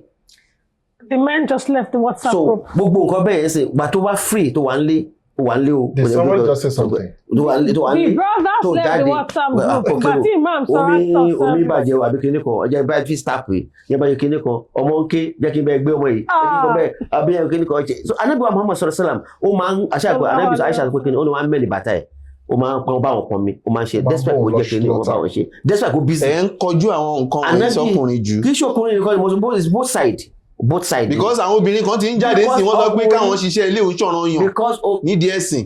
Ìtọ́sọ́ ni ẹ o sisters now they say that àwọn àfáà kan ti pass the fatwa wípé kì í sọ̀ràn yàn kóbìnrin so oúnjẹ fọ́kọ kì í sọ̀ràn yàn pé kóbìnrin fọṣọ ọkọ. ó ṣe pé kí ni wọ́n á lọ jùlọ. I had sisters saying this. I have said it too many times. I dey act of service. ní sùúrù bàbá bàbá kọ́ ni o. Bàbá calm down. So nínú tábà wo sẹ̀ríà nínú wo fíkìú wọ́n alájọ kàwé fíkìú kò sí fíkìú tó sọ wípé náà pé nínú àwọn responsibility obìnrin o ní pé kó dáná. ṣé ó wá báyìí ó wá fẹ́ sí. ó wá ní sùúrù finish. ẹ bá yẹ ká lu àwọn ọ̀hún ta. ọ̀tọ̀ ni àwọn tó jẹ́ pé ojúṣe èèyàn tó bá ti ṣe ẹ̀ṣẹ̀ ni ọ̀tọ̀ ni àwọn tó jẹ́ pé ìsàn pé mo ń ṣe dáadáa láti enhance ìfẹ́ kí ló ojúṣe mi kí Islam define kí ló ojúṣe ọkọ ó yà ojúṣe ìyàwó náà ó kílà tó jẹ́ pé ogun tó bá ti ṣe ilé ẹlẹ́ṣẹ̀ ni ó wà so àbí táwọn kọ́ pé eléyìí òun ṣe láti fi ṣe kíni láti fi tún àárín ṣe.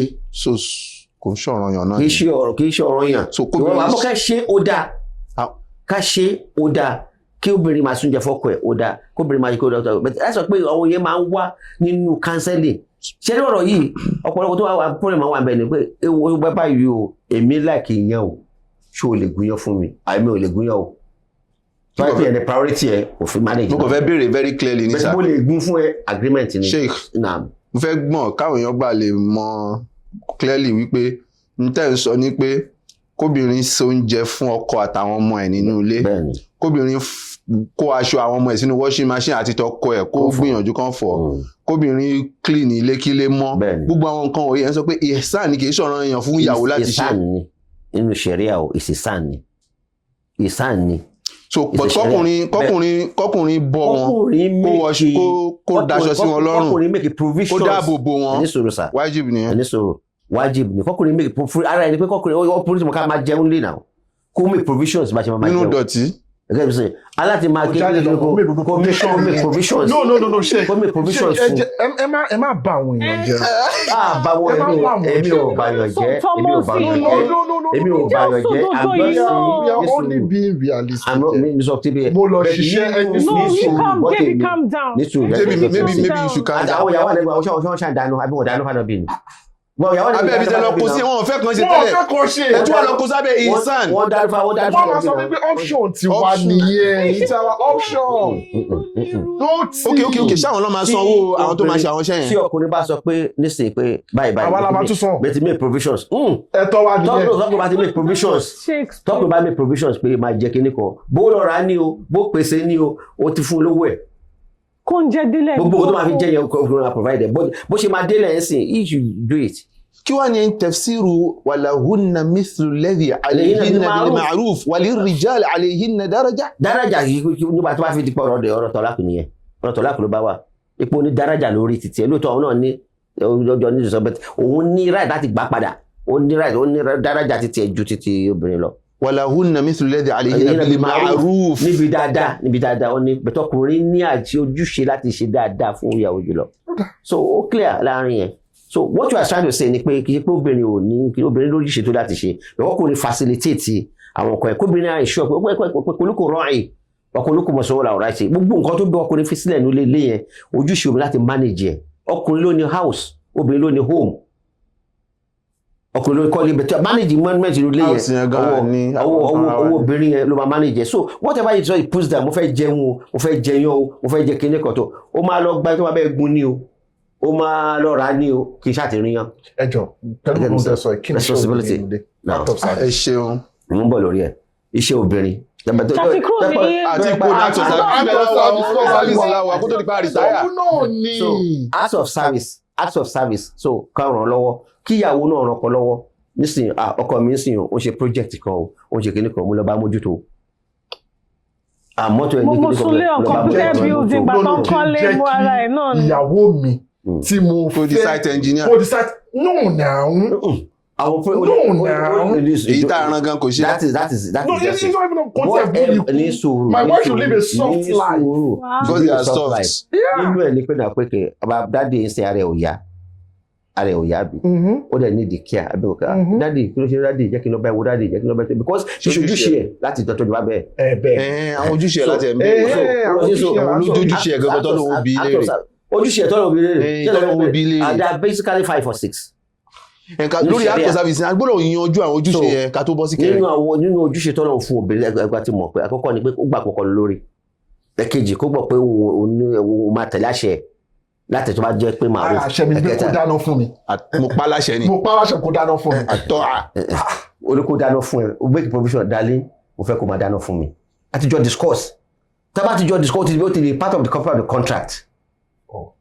so àbúrò sọ ká tó ṣe jẹ́ mi láti yọ o mo sọ fún ẹ káyọ kọkọ yẹ pé mo wá débẹ̀ tán sí islam ṣe mọ̀ pé inú àwọn condition náà ni pé náà pé tóbìnrin bá ní asthma tó bá ní pé mo ní asthma o mi ò lè nǹkan ìfín àbíkẹ́ nìkan ní one of the question máa ń pè ṣó ní allergy those things are things kí mi ò lè ṣe sótì yẹn láti mọ̀ láti bẹ̀rẹ̀ pé kí ni èkó lè ṣe o. ẹ ti sọ méjì sá ẹ fẹ́ kẹ́ tẹ̀síwájú lórí àwọn ojúṣe yẹn. ẹ̀kẹta òun náà ni pé náà pé gbọ́dọ̀ fọwọ́dọ̀ the major problem obìnrin kì í they are not sexual or sex object. But then the major reason why they are there is that the man must not commit zina. So tó bá wá bá wọn lẹ́ẹ̀márùn-ún gbọ́dọ̀ dáhùn lẹ́ẹ̀márùn-ún. Subject to tó bá ti pé. Ẹ lójúṣe ẹni. Tí ẹ ti bá ti gbé. Subject to. Ṣé bójúṣe nìkan tí a bá ṣe tá jẹ̀yà. Ojúṣe nìkan tí a bá ṣe tí a bá yẹ kí aládìkírun sí. Bẹ̀tọ́ wá jẹ́ pé lórí mo yí pẹ́ sùn lọ́gọ́. Ẹ kò sùn ó ti jí. Ó ti jí so tó náà tá a bá wà láàfíà. Wàá ṣe ojúṣe ẹ. Tó bá ti wà láàfíà láti ṣe. So obìnrin ò ní ẹ̀tọ́ láti refuse oorun fọ́kọ ẹ̀ because iṣẹ́ tó kọ́kọ́ gbà nìyẹn. Okay. That is the major reason. But ẹ ti sọ pé subject to pé àlàáfíà wà ó pé wọ́n máa ń tó pé kò sálàáfíà gbogbo gbà ní. tó bá ti sí ó ti dẹ́lẹ́ṣẹ̀ iwájú Ọlọ́run ó dà ní sègán fọ̀tọ́lá ó kù ó kọ́ lọ́run. àti sègán fọ̀tọ́lá kì í sọ́ọ́ kó kú Ọlọ́run sègán fọ̀tọ́lá kì í kú kọ́ Ọlọ́run nìkan. it's a grand for tọ́lák. so because nǹkan tó lè fa tọ́lák ni ká pínyà. so because major thing nìyẹn ọkùnrin gbọ́dọ̀ ṣe zina. ẹlẹ́ẹ̀kẹrin sà. so ẹlẹ́ẹ̀kẹrin kò gbọ́dọ̀ jáde ńlé láì gbàṣẹ lọ́wọ́ ẹ̀. ẹlẹ́ẹ̀karùn-ún òun náà ni pé ẹni kókó gbọ́dọ̀ wọnú ilé ẹ̀ láì sáṣẹ ọkọ ẹ̀ bẹ́ẹ̀ nínú ilé tó gbé o ó fi dórí fóònù ẹ̀. ó fi dórí àwọn àbúrò tiẹ̀.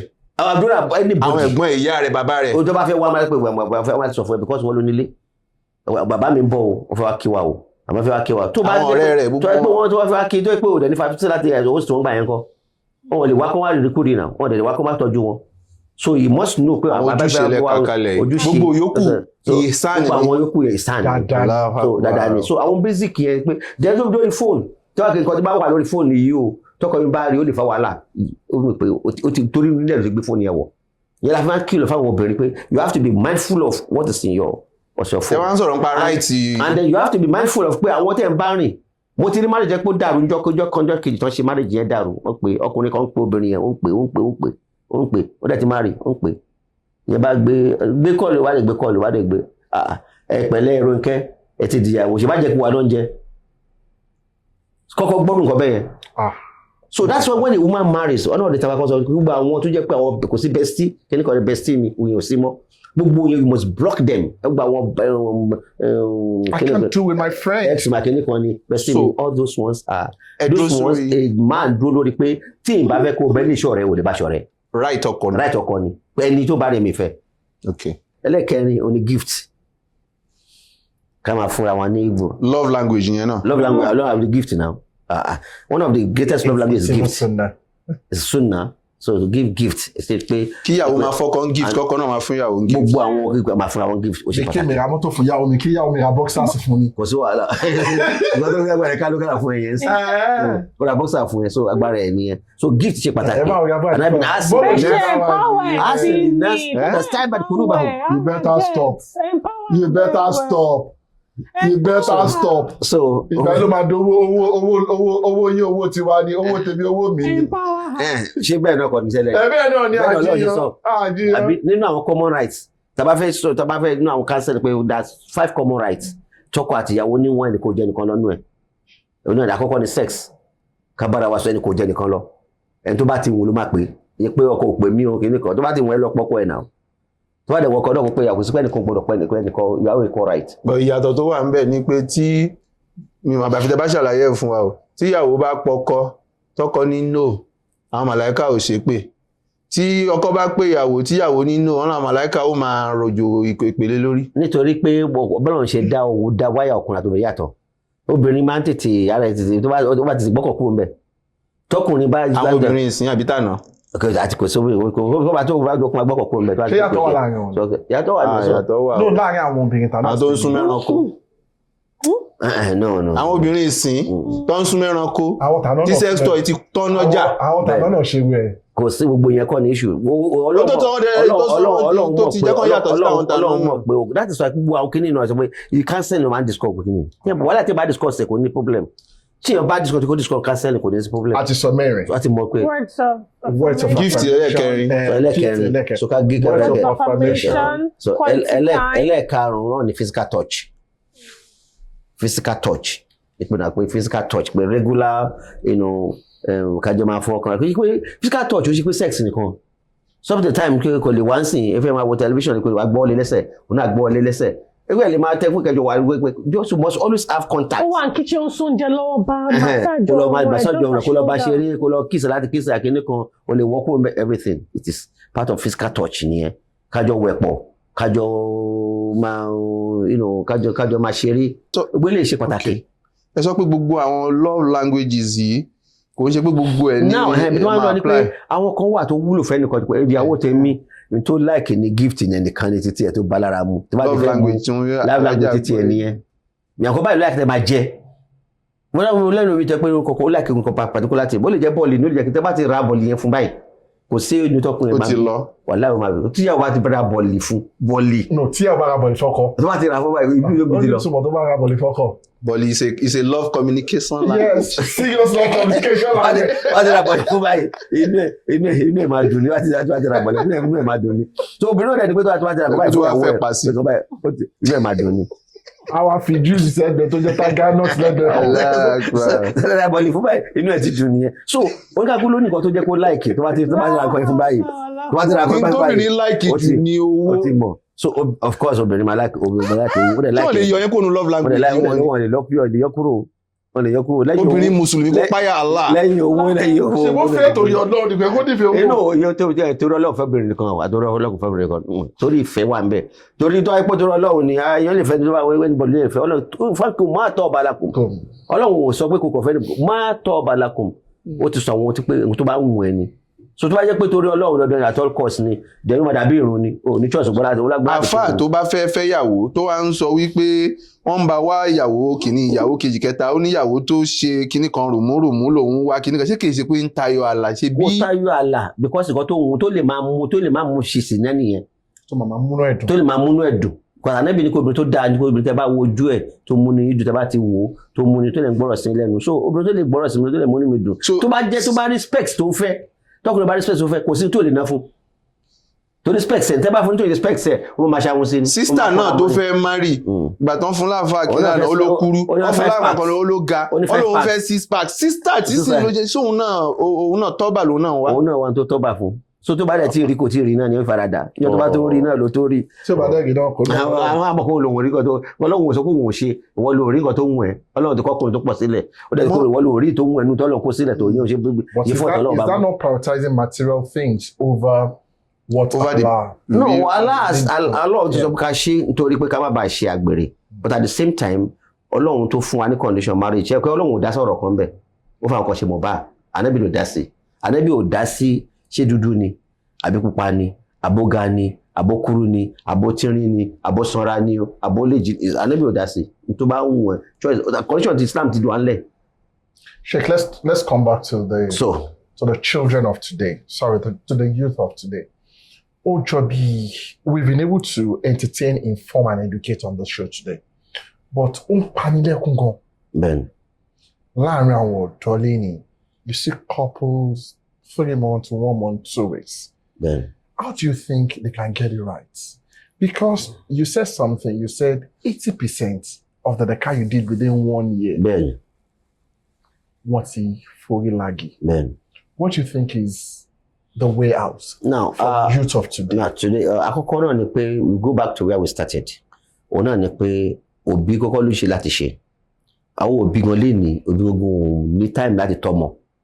The parents believe you always train your children with money. Owó nìkan ni kí ló fẹ́ transfer. Even between husband and wife too. Husband and wife ọ̀pọ̀lọpọ̀ ọkọ àti ọgọ́ wọn mọ́ra wọn. Ẹ wo time COVID yẹn. You know this happened that time. Time COVID. The first pọ̀ ń gbá yẹn gan. Time COVID ló pọ̀ jù. Tó lọ́pọ̀lọpọ̀ wọn tó ti marry for 20 years wọ́n mọ́ra wọn.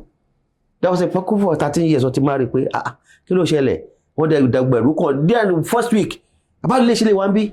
Táyà lè ṣe wá ń bí. Ṣé tí ayé ó ṣe wá ya báyìí? Tó ti ya láti jọ yìí tó àpò torí kò gbélé. Òru ló ń wọlé kò tẹ̀ mọ̀ bí ẹ tí ayé àbí kíní kan kò rí gbogbo tó àlàrò kò rí. So how long kankan tẹ wà for 13 years òun àti ìyàwó òjò kò 30 minutes rẹ̀. Bẹ̀tẹ̀ wọ́n lè sọ̀rọ̀. Kó tó bá ń drive lọ láti bí dé vi ọmọ máa sọ̀rọ̀ tó bá tó lọ sí party àbí kíní kan ká gbágbé mọ́tò títí ẹ̀ so wọn ní ẹ̀tọ́ sí púpọ̀ complete so wọn mọ́ra wọn wọ́n dẹ̀ pẹ̀lú àwọn ọkọ àti ìyàwó ìyẹn pọ̀ lẹ́nu so àwọn ọmọ náà wá ń rí púpọ̀ àwọn ọmọ náà fúnra because of that àwọn náà oríṣiríṣi pornography social media ó ti yọ expose àwọn ọmọ sí ọ̀pọ̀lọpọ̀ vices tó jẹ́ pé nàpẹ́ kò jẹ́ wá difficult fún wọn láti control so tó bá jẹ́ pé àwọn ọmọ ẹ̀dá fún ọ̀tọ̀ òbí bá ráì mo tọ́ ọmọ ẹ̀ tó dẹ̀ jẹ́ pé kí wọ́n ti ṣe marriage wọ́n lọ fún premarital counseling after premarital you have to call postmarital too after marriage the first 2 months or 3 months they must go wọ́n máa assess pé nǹkan tó expect ṣórí nǹkan tó expect ṣórí nǹkan tí mo rí ó bá mi lẹ́nu nǹkan bá tí mo fẹ́ o obìnrin máa sọ pé òun wá virgin ọkùnrin ló ń wá virgin òun ò ní virgin òye kìíní kan kí ló ń jẹ́ virgin kí ló ń jẹ́ virgin gbogbo ọ̀pọ̀lọpọ̀ àwọn olè ní misconception yẹn pọ̀ tó jẹ́ pé náà pé ṣé kò lẹ́tọ̀ọ́ láti wá virgin. no èèyàn lè wá bet pé tí ìbá ti rẹ́jẹ̀ pé tó gbàgbà tó bá sùn kò òun rẹ̀ jẹ́. Torí arákùnrin kò sá. Torí ẹ̀ nísìn. Ó ṣẹlẹ̀ láìpẹ́ ìsá. Torí ẹ̀ ó ṣe kọ́. Ó sọ Sheikh ó sọ fún ìyàwó sọ fún wípé ọ̀n tí ìjábálẹ̀ òun. Ó dẹ̀ tẹ̀síwájú. Ìgbà tán ṣègbéyàwó tán lálẹ́ ọjọ́ ìgbéyàwó lórí pé kò rí bẹ́ẹ̀.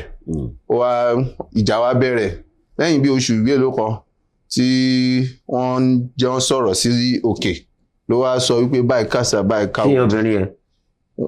Àwọn pa àwọn àfáà jókòó pé kí ló ṣẹlẹ̀ ẹjọ́ ń fòmọ́ra yẹn ṣe gbogbo ẹ̀ ló ń bẹ gbogbo ẹbí káàkiri ó wá fẹ́ tán wọ́n láti jọ́ tó ti wọlé tọ̀ lájọ́ àkọ́kọ́ ló ti di pé wọ́n ń kùn síra wọn ó lóun ò ṣe mọ́ wípé ta ló jàǹbá nírú àyè yìí obìnrin tó lóyún òun wà nílé ọkọ padà rí pé kò sí nílé ṣé kó fi sokùn kó fi para ni àbí kí ló lè ṣe àbí kán kọra. Ṣé obìnrin yẹn lóòótọ́ kò sí nílé? Kò sí nílé. Lóòótọ́ obìnrin yẹn this is deception nìyẹn. Ó deceit and nínú marriage kò rọ̀ sí deceit. Náà ẹ tún là ẹ mọ̀ pé ẹ sọ pé ṣé nítorí ẹ̀jẹ̀ nǹkan tí mo mìíràn ni pé ṣé obìnrin yẹn ṣé nǹkan tí ó ti àmì pé wọ́n ti bá sùn rí ti wà àbí ṣé obìnrin yẹn gbọ́dọ̀ wọ́n ti bá wọn sùn rí torí obìnrin mi kì í pẹ́ ẹ̀jẹ̀ kọ́ nípa virginity obìnrin ayíta wà ń sìn ṣé àyígbà tó yẹ pé àwọn obìnrin wa yóò marry àti the 15, 16 sports lẹ́nu gbogbo à ń rìn ìkọjá iṣẹ́ sport kan à ń gun kẹ̀kẹ́ à ń fò mọ́ mọ́tò à ń ṣe gbogbo ẹ̀ à ń rìn káàkiri gbogbo mánu wọ̀ oríṣiríṣi bẹ́ẹ̀ yẹn ó lè jẹ́ àfàtì. èyí tó bá wá jẹ́ pé ó ti ṣàṣemáṣe ṣáájú àsìkò ṣùgbọ́n ó tan ọkọ wọnú ẹ̀. tó bá declare fọkọ ẹ pé báyìí tó wọ́n lè foríjì àmọ́ tó bá lè foríjì it's enough God deceit nìyẹn marriage is about trust it's a trust pé mo fẹ́ o báyìí mo fẹ́ o àmọ́ tó bá yẹ pé ó wá tẹ̀sán pé lóòótọ́ ẹni yìí kì í ṣe pé ọkàn súnmọ́ o bára tí ẹ ṣe rí ni o it's a different thing entirely in that case kò ní try láti kọ́. So enlightenment is necessary to enlightenment establish. So enlightenment nínú premarital counseling ilé máa ti discuss pé tó bá virgin lèmi fẹ́ o ṣé o tọ́ ni wọ́n wà virgin ṣé o ti súnmọ́kùnrin aṣọ láì pé súnmọ́kùnrin rí báyìí aṣọ wọ́n rí pòun rí o àbí báyìí ṣẹlẹ̀ bá accident ni o òun ìkó ni o àmọ́ wọ́n rí pòun ní àbí kìíní kan ó láti declare so ènìyàn á dẹ̀ mọ̀ so tẹ́niyẹn bá béèrè ni o tí ò bá béèrè àní sọ fún o tí o bá béèrè pé òun wá virgin ẹ̀ lè sọ fún pé bí àwọn rí pòun àbí ìgbọ̀dọ̀ sọ wọ́n tó bá sọ fún tó bá ti ṣe ó máa fi ó lè fi wà sí lọ́jọ́ iwájú. Inshallah. So ẹ sọ̀rọ̀ nípa àwọn ọmọ nísìnyí so issue tó wà bẹ̀rẹ̀ pé so tó bá jẹ́ premarital counseling wà ọ̀pọ̀lọpọ̀ wọn máa nǹkan tó fẹ́ face ní marriage gbogbo kínní náà ní ṣe pẹ̀lú ẹ̀rọ sọ upbringing oníkálukú láti ṣe àti sẹ́ẹ̀tà fàǹdà ara wa ẹ̀tọ́ bá ṣe counseling fún wọn tó bá ń bá wọn sọ̀rọ̀ déédéé Quran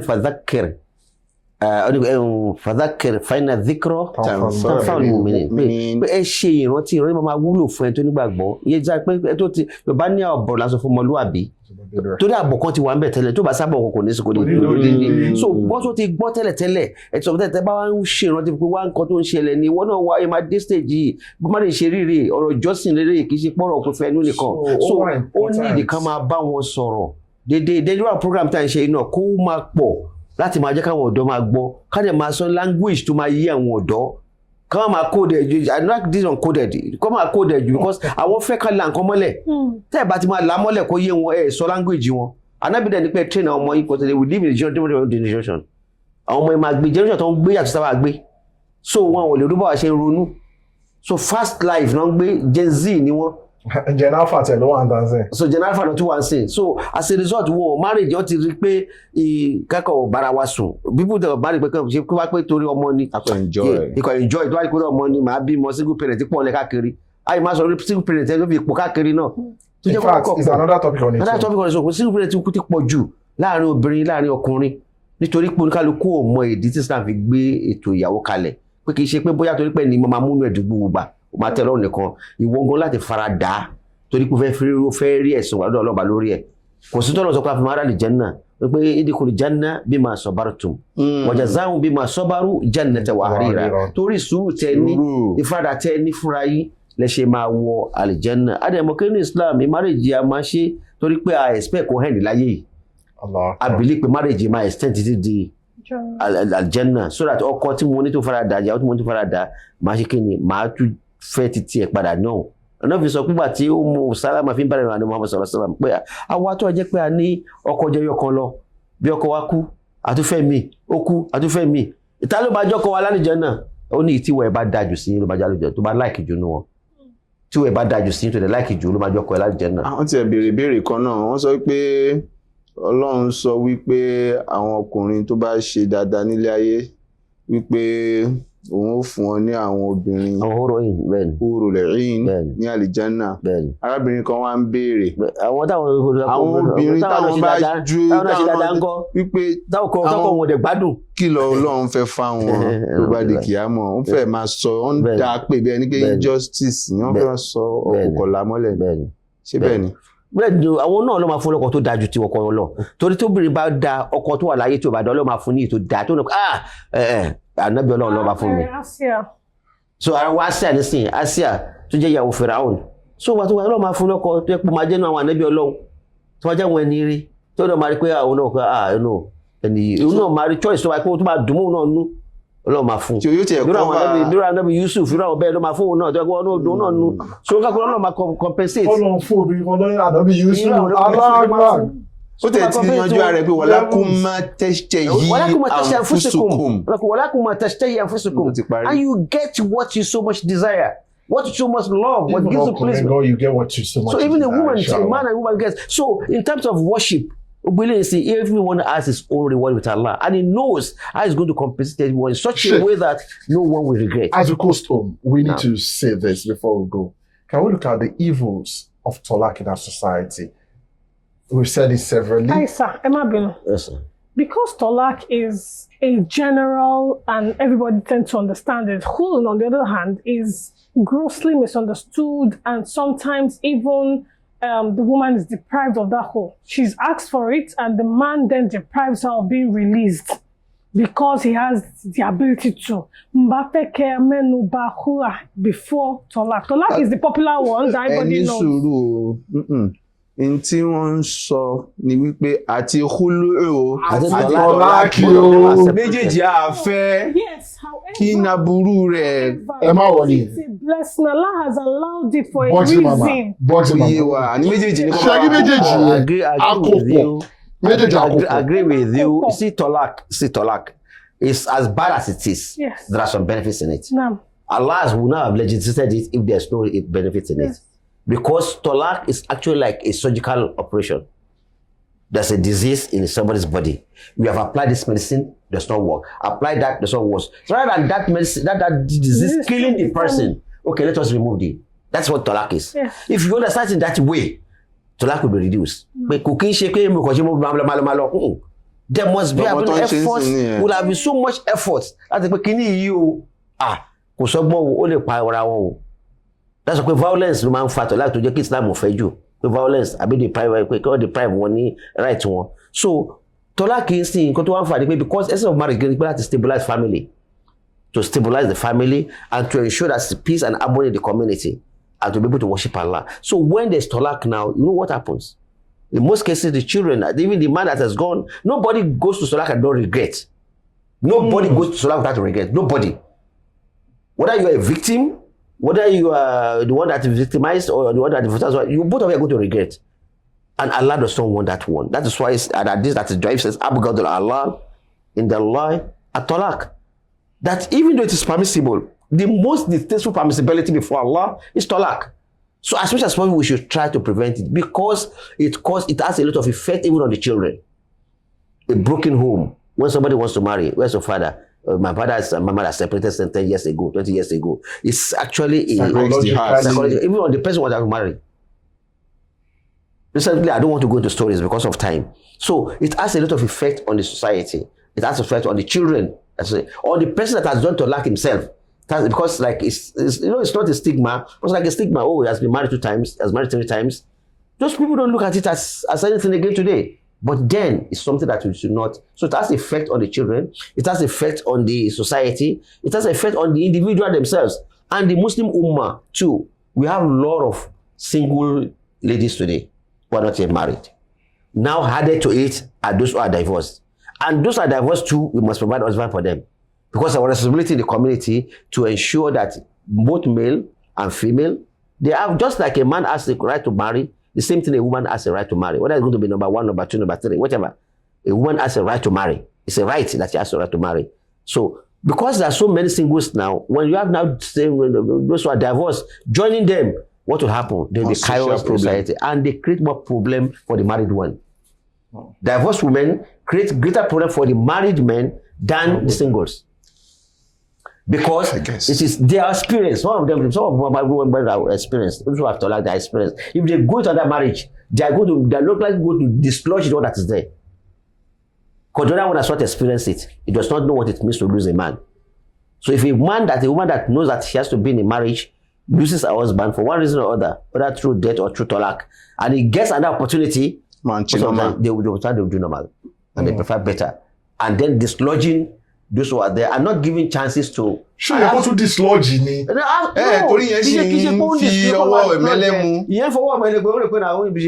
usual. Allah Akbar. You are going to learn. Why is your being you are going to learn the hard way. Why do you say fair will? You say only sex so. You pay one insecurity 1, 2 is comparison.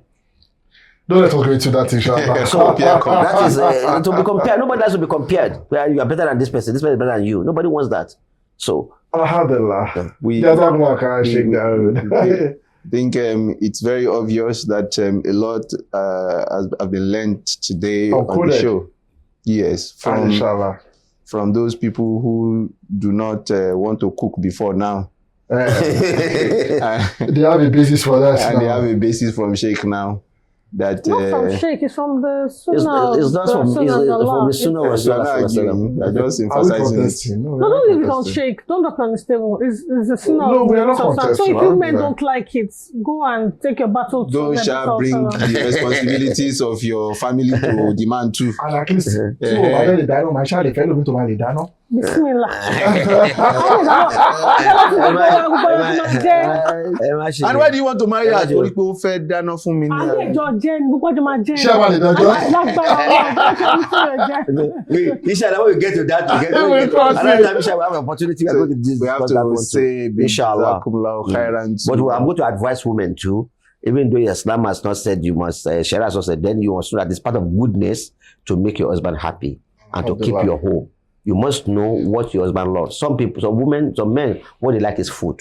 Some what they want like is sex. Some what they like is neatness. Some what they like is praise. You must know what does my woman like. So you must find your love language. Sometimes what does my wife love too.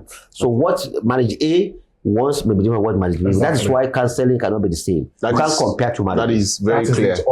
Two marriages cannot be compared. Who are no uniqueness here. So that is uniqueness here. Circumstances just like fatwa. So what works for you, let's work for the person. So you can try to go boy. So may Allah continue to be with us. Fadilati Sheik Daud Adelakun. Enso Adetogun Adelakun ìtumọ̀ ní kọ́ ọmọ ọba ní láti délé ọba o. Àtàbẹ́kúta ni. Kí mọ̀ pé mo ẹ̀ka Abẹ́òkúta ni wọ́n rẹ̀ kó kókó ní Èkó náà bí mi sí. Adétòkun bọ̀ tèmi ń jẹ́ yẹn because wọ́n bí mi sí Òkun. Bọ̀tà Adéwálé. Mashallah. Èkó náà bí mi sí. Inshallah. From Abẹ́òkúta have our origin. He's a marriage counselor and walikullin wijhatun huwa muwalliha. Every one of us have our areas of specialization. Mashallah. Guest has chosen marital discord and family as an area of interest. And in case you want to reach out to him, of course, for any reasons you might want to think about, of course, you can send a message to us and inshallah we can. Our objective on this show is not just to identify the problems, but also to find solutions. So if you think that what you have heard or watched today would benefit you one way or the other and you want to inquire further, yes, no problem. Just send a DM to us and that's going to be fine. My name is Qasim Fumlayo, Abu Hanifa for the purpose of this show. SubhanAllah, let's make the Quran and the Sunnah of Nabi Sallallahu our companions. Let's always make it the foundation of whatever it is that we do in life. Whatever transactions, let's fall back on the Quran and the Sunnah, and bi'Iznillah, Ayirun Lamagbe, MC Box is signing off. My name is Jibril Ibn Abdul-Ghani Ibn Nakmashe Ibn Siddiq. Should I stop there? Yes. You know where we're coming from, inshallah. See you some other time. See you some other time on the show. The program is Deen Uncoded. Keep doing the right thing. Follow the Quran and the Sunnah of Muhammad. Share, please. Oh, that's important. Share, like, subscribe, comment, especially areas that you feel will be of interest to the Ummah. Assalamu alaikum wa rahmatullahi ta'ala wa barakatuh. Wa alaikum salam wa rahmatullahi wa barakatuh.